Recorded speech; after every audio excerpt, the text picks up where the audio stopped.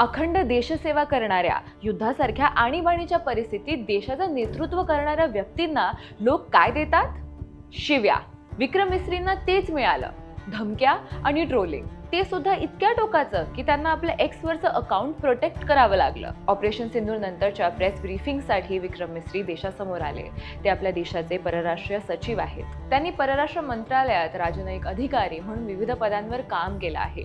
Europe, आशिया, उत्तर अमेरिकेतील भारताच्या विविध मोहिमेंमध्ये त्यांचा सहभाग आहे. 3 पंतप्रधानांसोबत काम करण्याचा त्यांचा दांडगा अनुभव आहे. ते स्वतः काश्मीरी आहेत, त्यामुळे काश्मीरी लोकांची वेदना त्यांना समजू शकते. म्हणून पहिल्या प्रेस ब्रीफिंग नंतर त्यांचं कौतुक सुद्धा झालं. मात्र 10 मे 2025 रोजी भारत आणि पाकिस्तानातल्या शस्त्रसंधीची म्हणजे सीज फायरची घोषणा विक्रम मिस्री यांनी केली आणि सोशल मीडियावर, खास करून एक्सवर त्यांना ट्रोल करण्यात आलं. त्यांना देशद्रोही म्हटलं गेलं. इतकंच नाही तर त्यांच्या कुटुंबाला, खास करून त्यांच्या मुलीला टार्गेट केलं गेलं, ट्रोल केलं गेलं. तिचा नंबर काही लोकांनी शेअर सुद्धा केला. शेवटी या संपूर्ण त्रासाला कंटाळून त्यांनी आपलं अकाउंट प्रोटेक्ट केलं.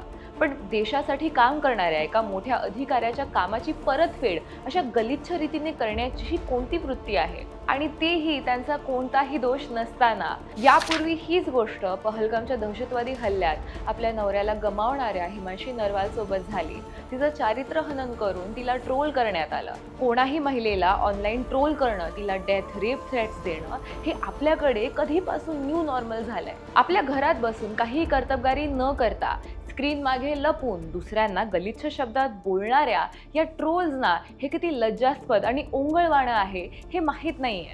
सायकॉलॉजीमध्ये एक संकल्पना आहे, कन्फर्मेशन बायस. आपल्या विचारांना बळ देणारी माहिती असेल तर ती स्वीकारायची आणि नसली तर नाकारायची. अमेरिकन सायकॉलॉजिस्ट जॉनथन हाईट यांच्या मते सोशल मीडियामुळे हा कन्फर्मेशन बायस आणखीन ठळक होतो. इतरांचं पाहून दुसरेही लगेच ट्रोल करतात. एरवी ट्रोलिंगही मनावर न घेणारे लोक आहेतच, पण देशासाठी, तेही युद्धासारखी गंभीर परिस्थिती असणाऱ्या, देशासाठी काम करणाऱ्या एका अधिकाऱ्याला त्यांचा काहीही दोष नसताना असं टार्गेट करणं हे किती गंभीर आणि लज्जास्पद आहे. पण कोण आहे याला जबाबदार? तुम्हाला काय वाटतं?